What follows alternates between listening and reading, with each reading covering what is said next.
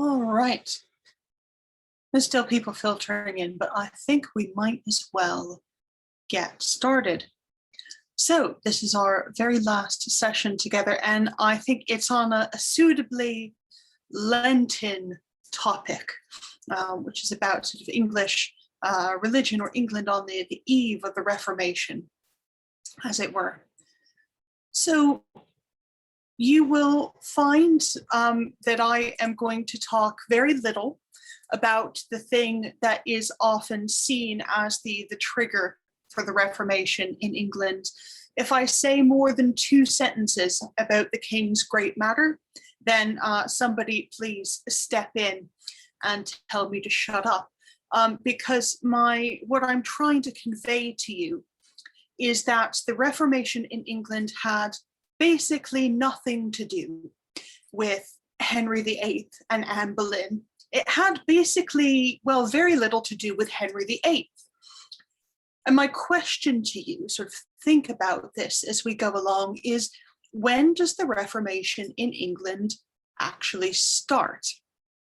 And I would say that there are sort of 2 candidates for when the Reformation in England actually starts. The first would be 1307, and the other would be the accession of Edward VI, so long after Henry VIII's death.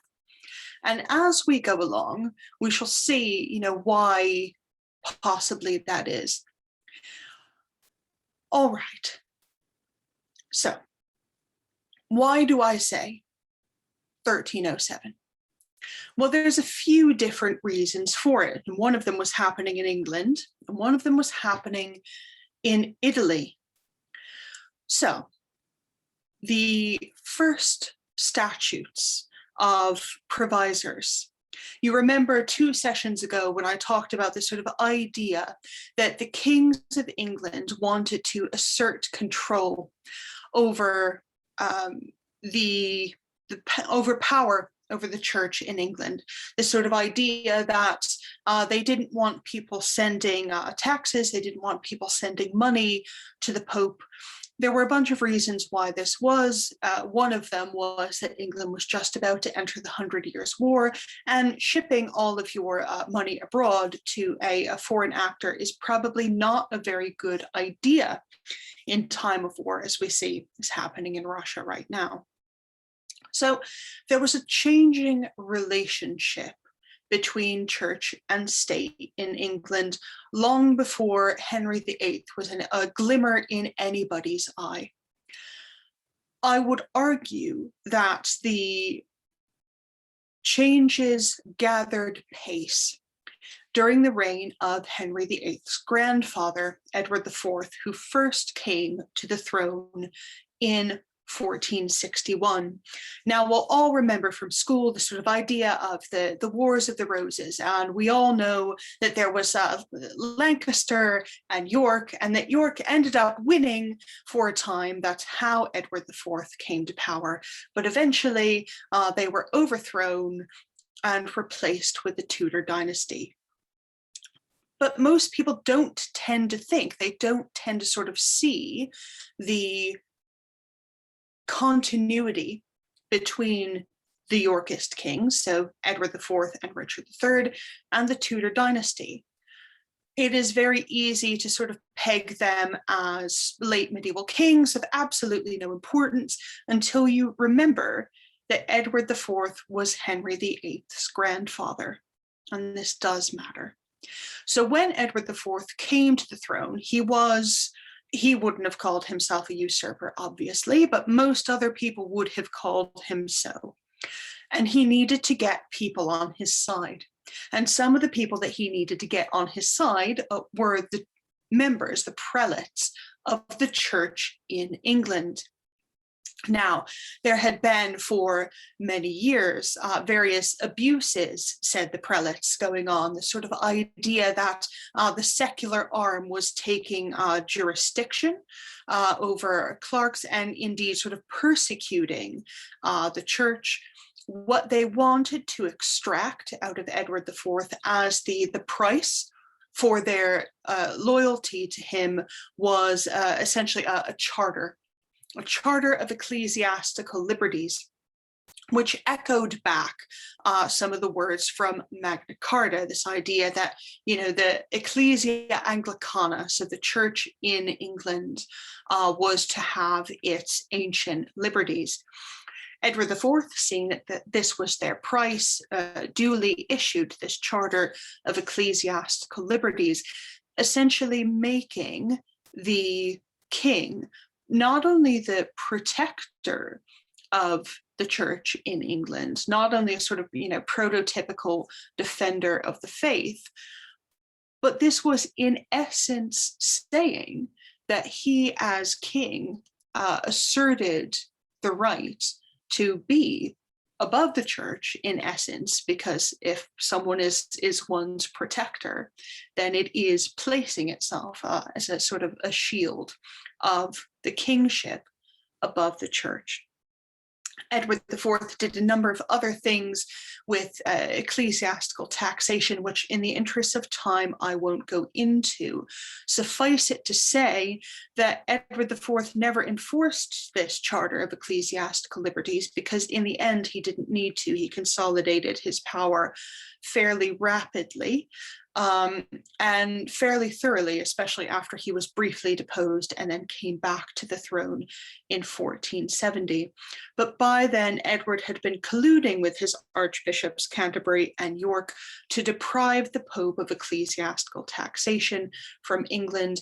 He colluded with them, essentially said, you give me the money and I'll forward the money to the Pope so that it comes from the crown rather than from the church, so that we don't set a precedent that the Pope can actually tax you. So Edward IV is very slowly removing financial jurisdiction of the Pope over the English church and placing himself as the protector of it. These trends only accelerated under Henry VII, so Henry VIII's father, Edward IV's son-in-law.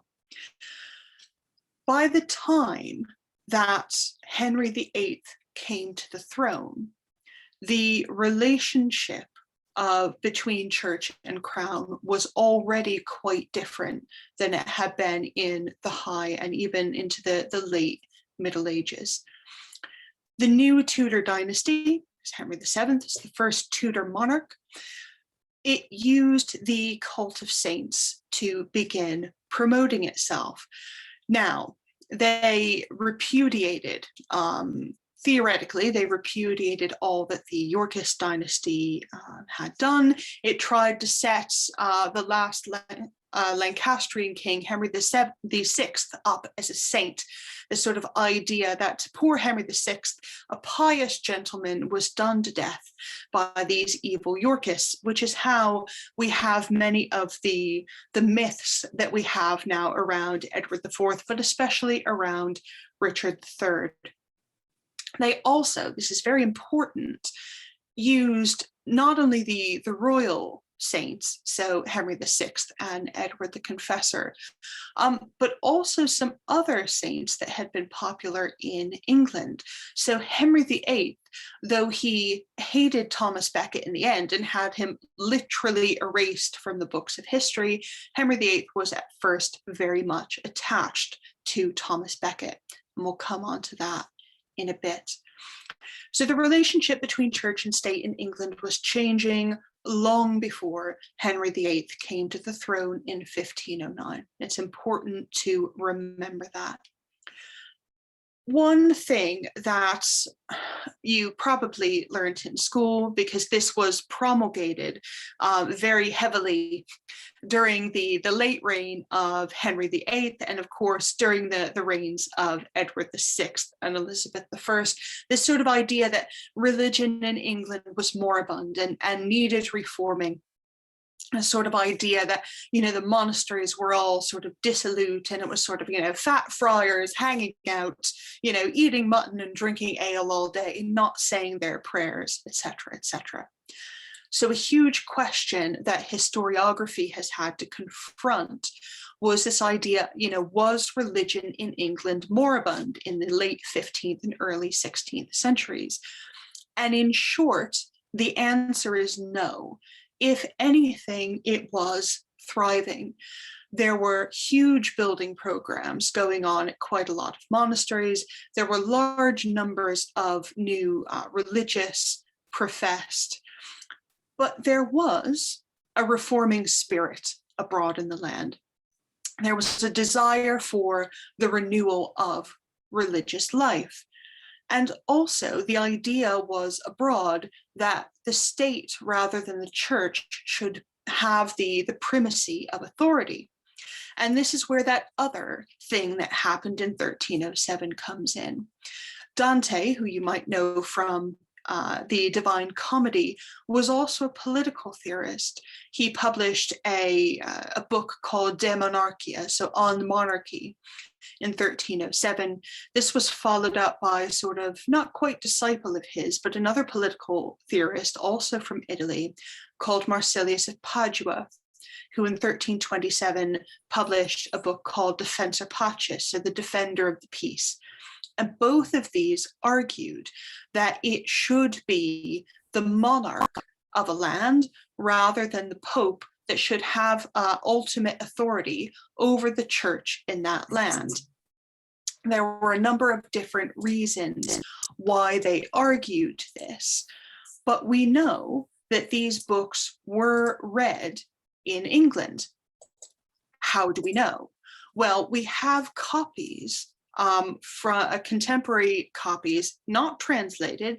But they were both in Latin, and so religious people, priests, and educated lay people in England could and did read them. I go to St. Bartholomew the Great, West Smithfield in London, and there remains a copy of Defensor Pacis given to the prior by the Chancellor of St. Paul's Cathedral in the early 1500s. And so we know that these books were circulating, these ideas that the state rather than the church should be the primary religious authority were circulating in England. And of course, we have the rise of theologians like Martin Luther, for example, on the continent. We'll come to Luther in just a moment because his ideas were not uncritically accepted in England, even or especially by Henry VIII. Okay, so you will have people who will date the beginnings of the Reformation in England from the beginnings of the dissolution of the monasteries. And indeed, the dissolution of the monasteries played a large role in the changing face of religion in England. But if you ask people when the dissolution of the monasteries begin, they will often say something like, well, you know, it was 1536 or 1538 when various acts were passed dissolving the monasteries. And this is, of course, not true. If you look at the early dissolutions of the monasteries, these began in the 1520s under Wolsey. Why did Wolsey start dissolving monasteries? Well, frankly, he needed money for new foundations that he was making. So if you went to Eton or if you went to King's College, Cambridge, you have been in a school, in a place of learning that was financed by the first dissolutions of small monasteries in England. But even that is a misnomer, because Eton and King's College, Cambridge weren't dissolved by Wolsey. They were dissolved by Henry VI, so long, long, long before Henry VIII or Wolsey was even a glimmer in anyone's eye. And there had been even earlier dissolutions than that, dissolutions of what were called the alien priories. So essentially daughter houses of priories that were in France. So the daughter houses of Cluny, for example, were dissolved in England long before what we call the dissolution of the monasteries even began. Okay, so Wolsey tasked his primary henchman, Thomas Cromwell, with dissolving some small and non-viable monasteries. And as I said, there was a precedent for this, and there was nothing that anyone who was a good Catholic could really object to. This sort of idea of let's dissolve small and unviable monasteries and found new colleges, new places of learning, which of course the church had always supported in England. Now, Wolsey dissolved, let's say, I think it's 29 very small monastic houses. So some of these had dwindling communities, and some of them indeed were unviable. Wolsey had no particular sympathy with Luther or with any of the reformers on the continent, although Cromwell did, as we'll see in a moment. But it is important to remember that certainly in 1524, in the 1520s, there was no scheme to dissolve all of the monasteries in England.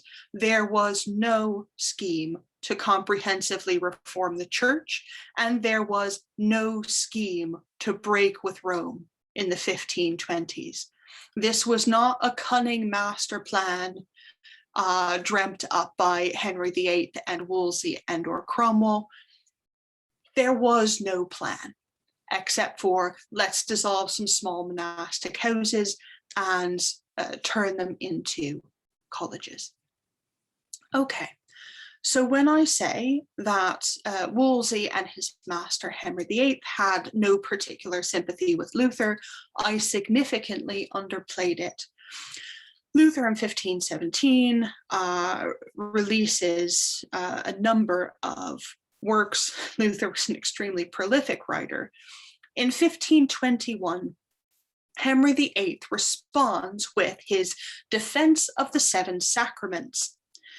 Now, we remember that Henry he fancied himself a very good Catholic. He fancied himself an excellent and religious monarch, and certainly in 1521 he was. He had no particular desire at that point to annul his marriage to Catherine of Aragon, and so he was very happy to go on the attack against Martin Luther to defend all seven of the sacraments. Remember that Luther said that there were only two, the dominical ones, that were necessary for salvation. So Henry VIII lit into Martin Luther, essentially writing in very strong purple prose the defense of the Seven Sacraments. Now, I must say, Henry's authorship of this is somewhat disputed. Many people think that Cranmer or another bishop helped him to write this, and perhaps they did, but it was certainly published in the name of Henry VIII, and for his efforts in defending the Seven Sacraments of the Catholic Church against Martin Luther, he was named by the Pope as Defender of the Faith. Now, Luther knew of Henry VIII's work. It was published on the continent and indeed was widely read on the continent.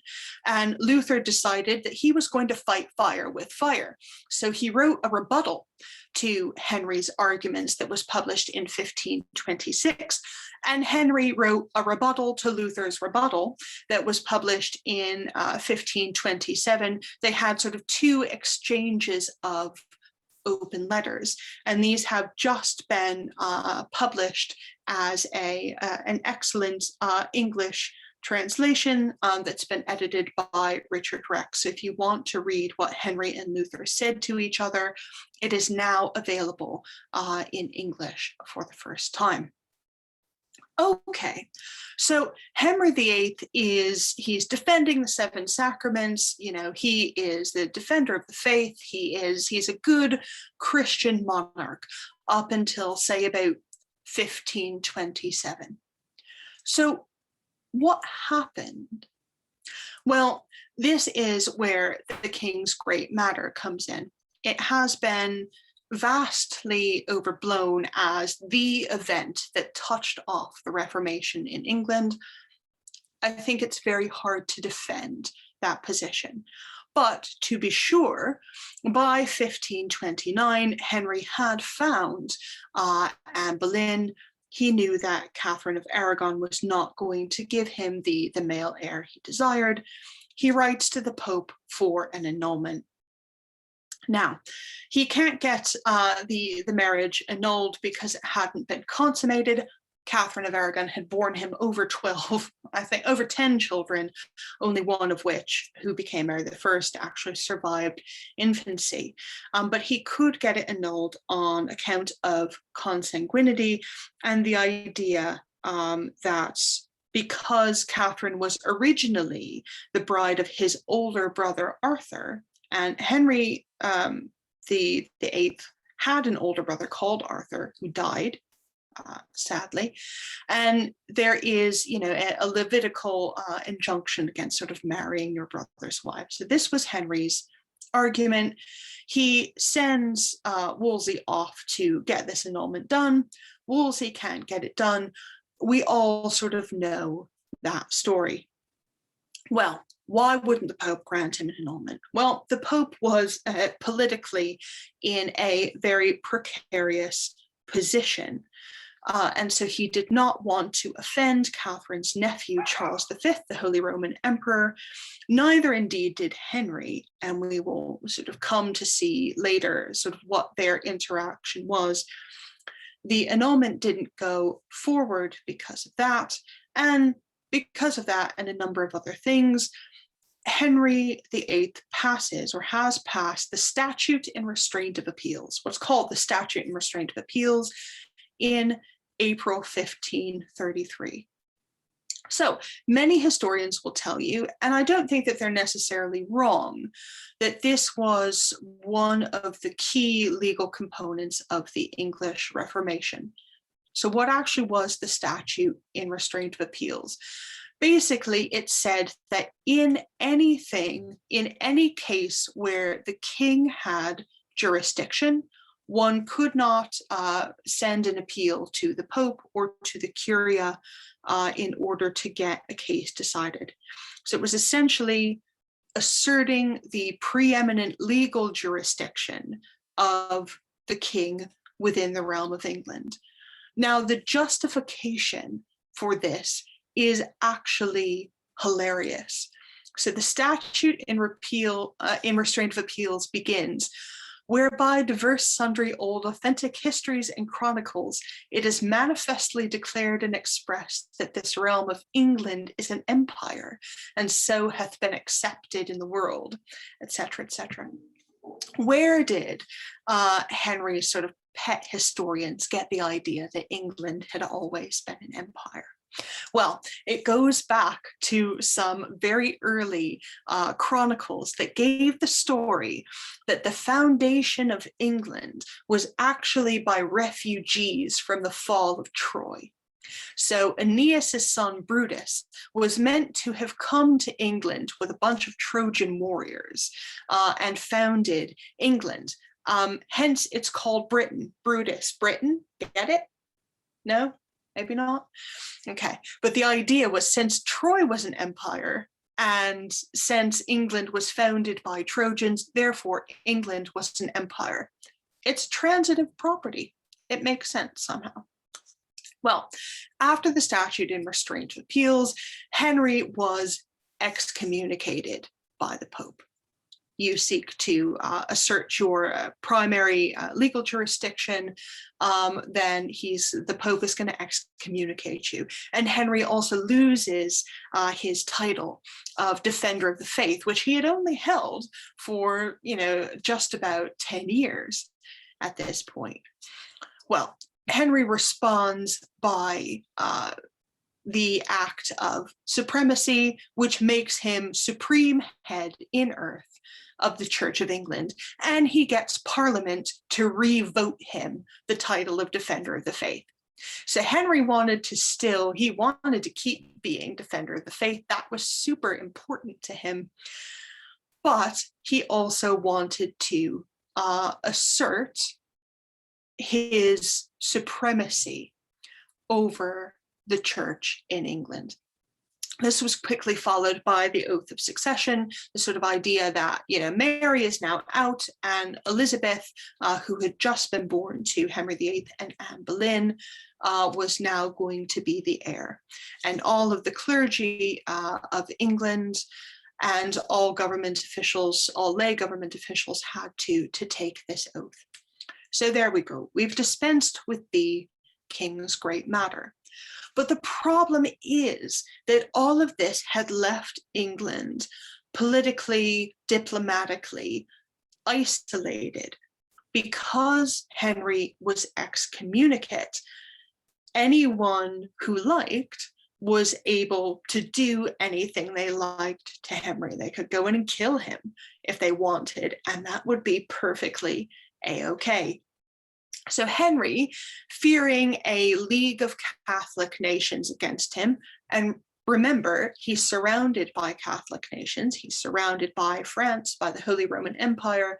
Fearing this league, he starts negotiating with the Protestants of the Holy Roman Empire.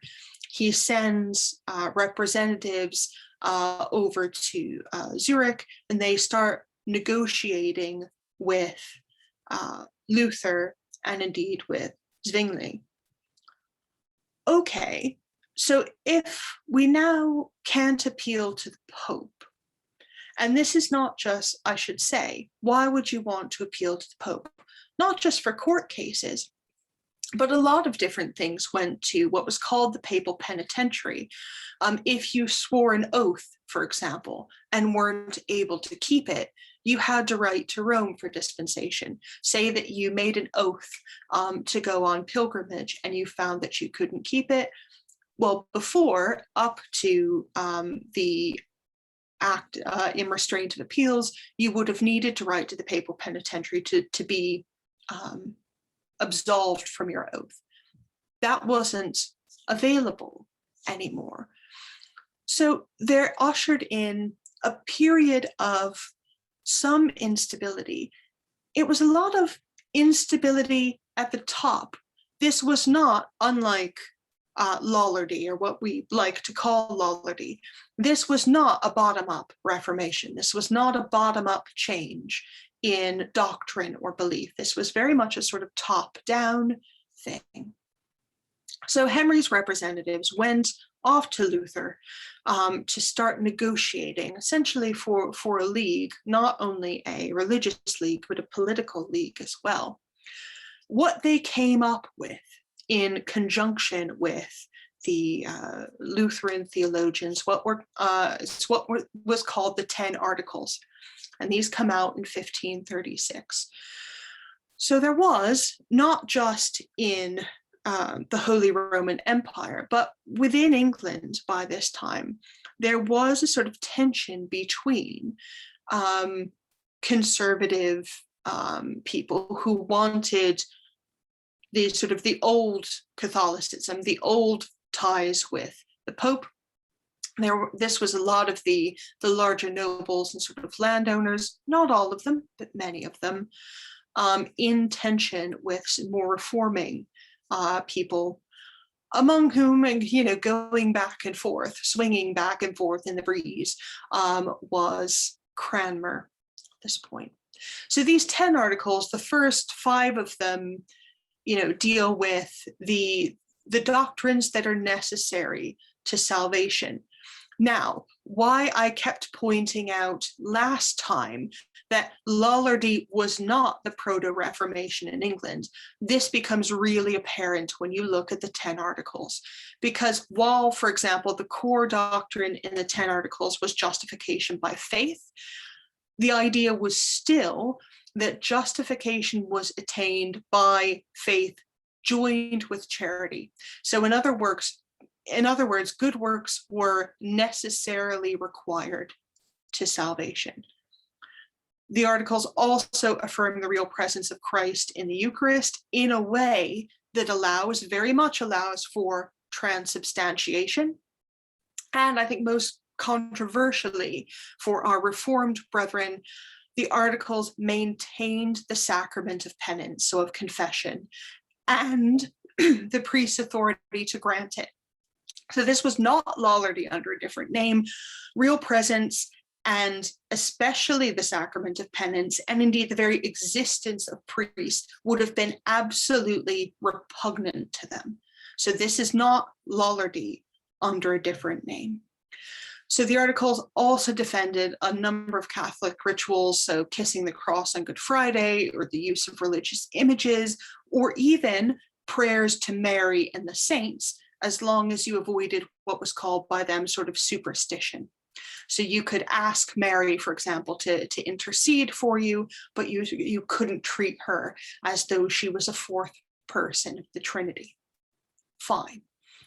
Okay, so this is a compromise, essentially, that pleased absolutely no one. Meanwhile, back at the ranch, the dissolution of the monasteries had gathered pace. Now, there was an argument between Wolsey was out by this time, he was executed by this time, but Cromwell, who had been Wolsey's henchman in closing down the monasteries to begin with, was sort of put in his place, essentially. There was an argument back and forth between Henry VIII and Cromwell, and of course Henry VIII won.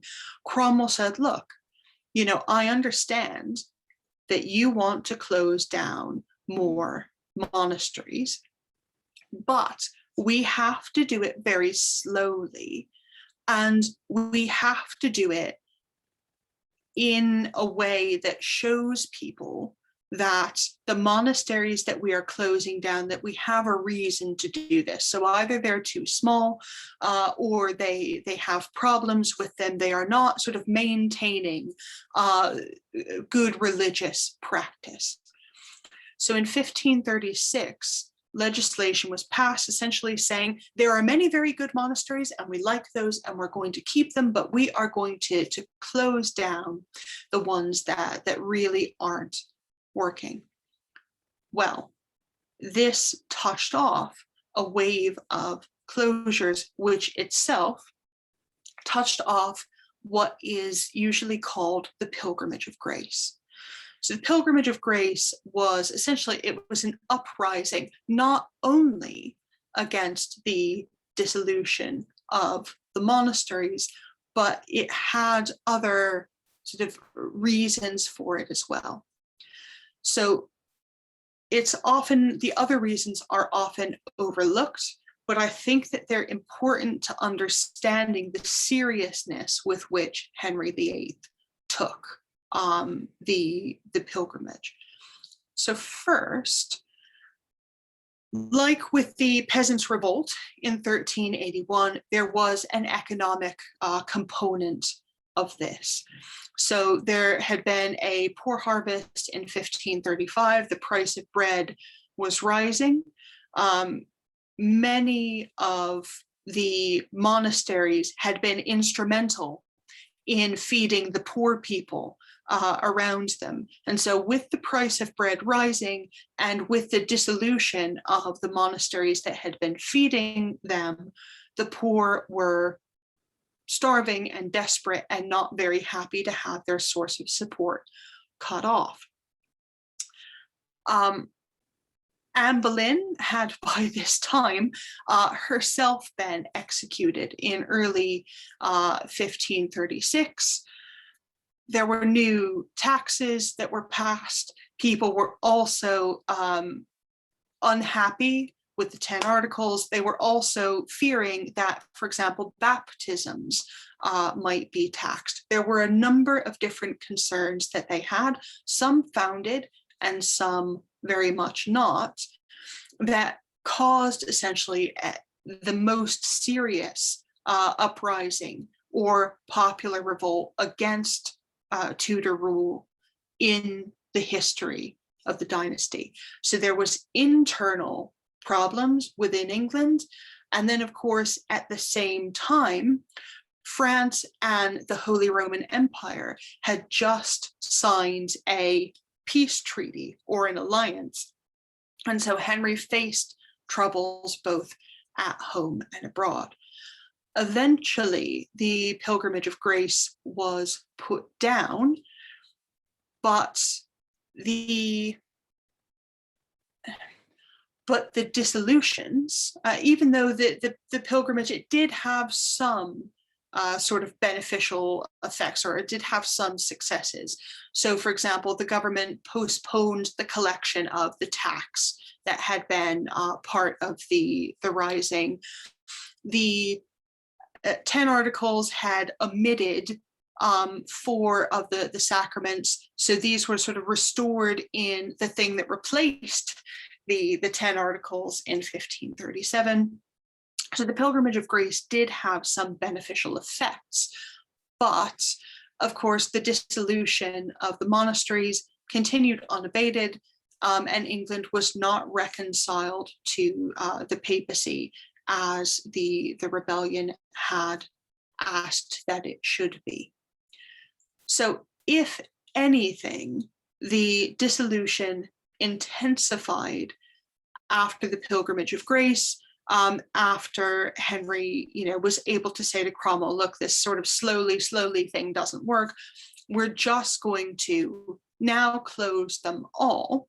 Why did he want to close them all, especially the rich ones that were still very much viable? Well, he wanted to close them at this point, especially because they were rich, because, as I said, the Holy Roman Emperor and the King of France had just signed an alliance. And what did Henry use the money for? Not for colleges, as Wolsey had done, but for southern coastal defenses, for forts, essentially, against a French invasion. He later used some of the money for what he called a crusade subsidy to Charles V, but really it was just a pot sweetener on an alliance between Charles and the Holy Roman Empire and England, cutting France out of the picture. He used, ironically, some of the money from dissolving the monasteries to placate an ally. Okay, so, we're up to 1539, where, across the land, the sounds of axes and hammers breaking down medieval and earlier monasteries were sounding. Henry is, selling the remains of these to his favorites. A lot of people, including the king, are making a lot of money. But what about the Reformation?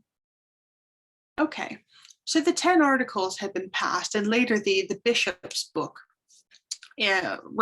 which replaced it, came out. Talking, it had very different ideas, or some different ideas, about the sacraments and religious practice than had been popularly enacted. But still, this was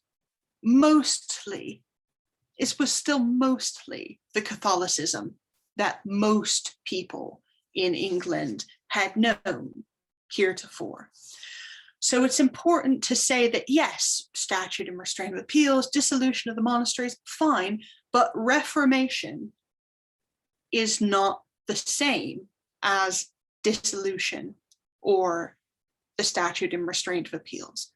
So when did the Reformation, as ordinary people would have experienced it, actually happen?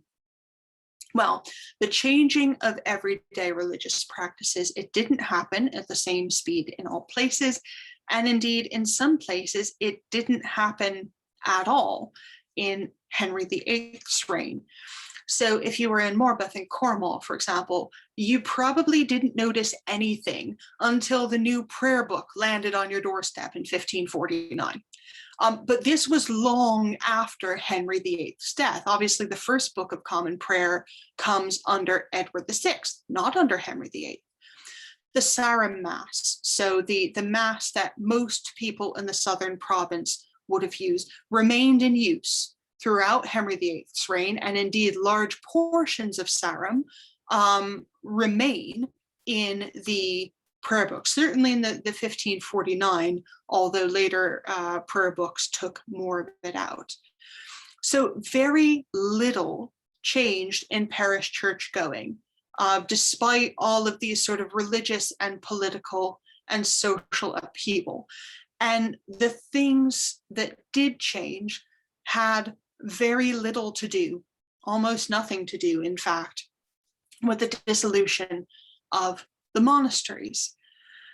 And so, where I will leave you is to say that when we talk about the English Reformation beginning under Henry VIII, I think we do ourselves a disservice. Either we need to look for its roots much, much earlier in the history of the English Church. We need to look for it essentially in the 14th rather than in the 16th century, or we need to more narrowly define what we mean by Reformation and start looking at it under the reign of Edward VI.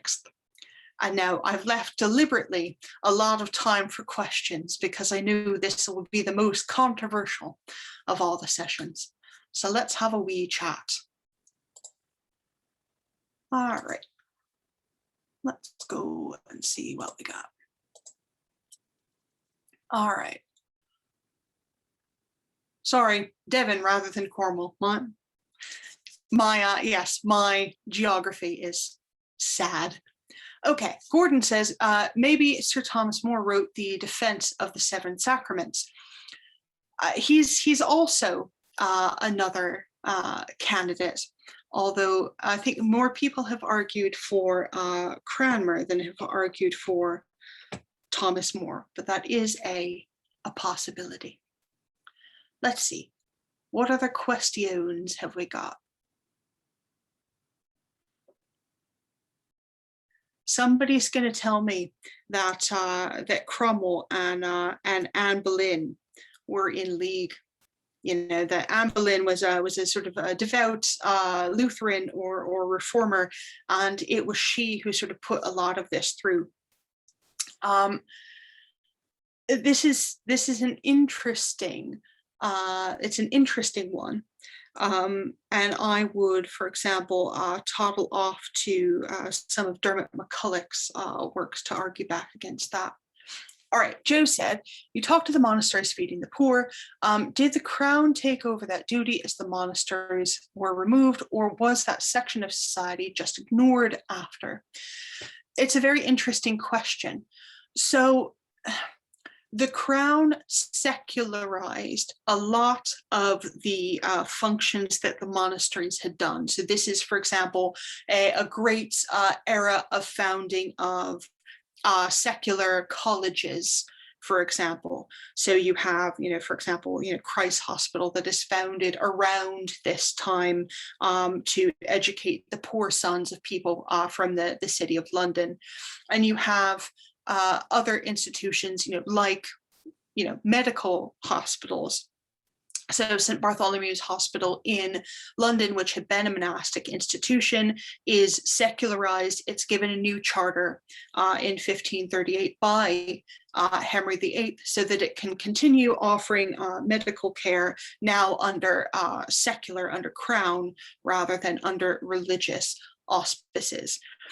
So there were a number of foundations for poor relief that were instituted around this time. And obviously parish churches still had responsibilities for taking care of the poor. And indeed, a number of monasteries, bits of them were pulled down, but the rest of them, either their choir or their nave, was turned into a parish church. And so those continued existing, and those did do something for the poor. So they weren't just ignored, not least, of course, because the Pilgrimage of Grace had partially been about the lack of poor relief and the price of bread. So Henry knew very well how poverty could lead to societal instability. Gordon says, I believe that Henry VIII always considered himself a Catholic to the end. Is this correct? Yes, absolutely. Absolutely. And he would have said that. That's, I think, why he had Parliament revote him the title of Defender of the Faith. And there were some negotiations for a reconciliation with the papacy in the later 1530s. Those came to absolutely nothing. But Henry, yes, he considered himself very much to be a Catholic, big C as well as small c monarch. Gordon says, many of our cathedrals are based on monastic foundations. Very true. And yes, I do like that book about Durham, The Last Office. Do pick it up. It's a fabulous thing. Westminster Abbey, for example, was a monastic foundation. Canterbury, I think, was Benedictines as well. So there were a lot of monastic foundations that were turned into cathedrals. But some, sadly, were just, pulled down. Okay, other questions. I do very much recommend James Clark's new book on the dissolution of the monasteries. There is so much going on between 1524 and 1540 or so, when all of the dissolutions took place. I think it's really important to understand that a lot of these institutions, many of them, were thriving when they were pulled down. So it wasn't later, it wasn't as later propaganda would have it that they were all moribund, and that's why they were pulled down. So it's important not to sort of get into that Tudor propaganda. Oh, I should also say, just apropos of Thomas Becket, that one of the things that Henry did, so earlier, he had quite a devotion to Thomas Becket, actually. He commissioned a nice sort of silver reliquary, for example, as anyone would know who went to the British Museum's recent exhibition on Thomas Becket. But of course, Thomas Becket was the sine qua non of saints who had stood up against royal supremacy over the church. And this, of course, is why Henry VIII has him quite literally scraped out of the church calendar. He passes a proclamation saying that Becket's Saints' Day should no longer be celebrated, and that if anyone had a missal that contained the office or the mass, essentially, for Thomas Becket's day, that it should be destroyed. And a number of them were destroyed, but you will see a number of them were sort of desultory scratching through, Thomas Becket's Saints' Day. But the text is still very much visible, because if you had a beautiful missal, why would you want to destroy it? Okay, David says, ooh, this is fascinating. Is it a reasonable generalization to say that the Henrician Reformation was prima facie a political reformation, and that the theological reformation came after? Or are power and theology much more inextricably intertwined all the way through? Now, that is a fascinating question. Of course, since I'm primarily a political and diplomatic historian rather than a theologian, of course I would say that the political Reformation sort of led, and the theology tried to catch up with it. I think that is an argument that you can make that has very strong evidence for it.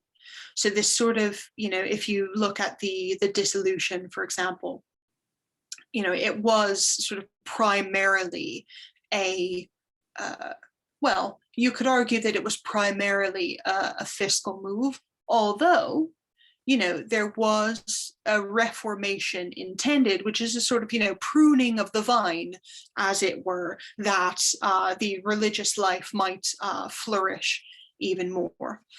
So I would think, yes, the political stuff went out in front, but that's not to say that there was no theology backing it up. I think the most reasonable generalization there is to say that this was not a planned reformation. This was not something that was driven primarily or even secondarily by a theological agenda to begin with. And there was nothing, there was no long-standing plan that they were executing. Okay. Joe said, international relations. Did the Holy Roman Emperor or French monarch acknowledge the Church of England as an institution? How did the ambassadors navigate using the title head of the church when referring to the English monarch? Well, generally they didn't. And it's interesting. So with the Holy Roman Empire is completely, it's a bit of a basket case at this point, because yes, there is an emperor, but the constituent parts of the Holy Roman Empire are little princedoms, counties, fiefdoms, some independent states, all sort of, grouped under nominally the Holy Roman Empire.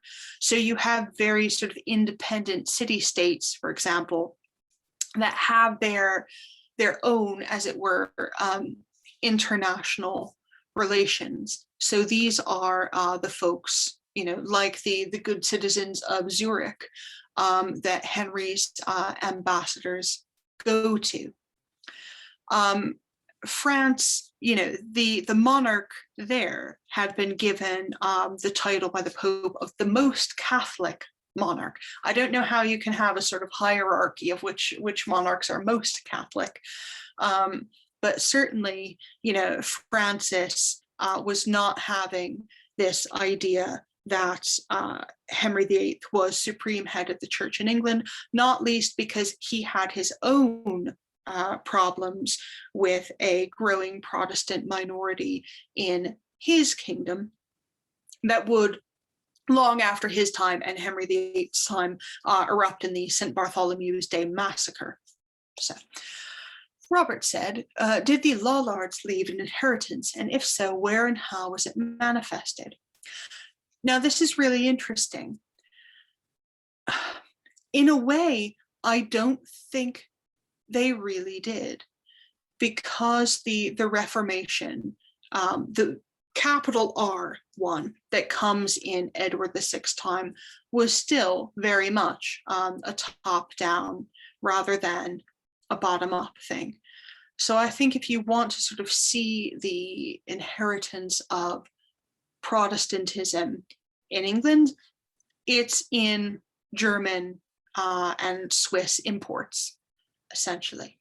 Now they did, now you can argue, and I think that this is a very good argument, that if there is a Lollard inheritance, it's in the Wycliffe Bible, because of course large sort of portions of it were later used or reused in the various English translations of the Bible that come out between the 1530s and the issuance of the authorized version in 1611.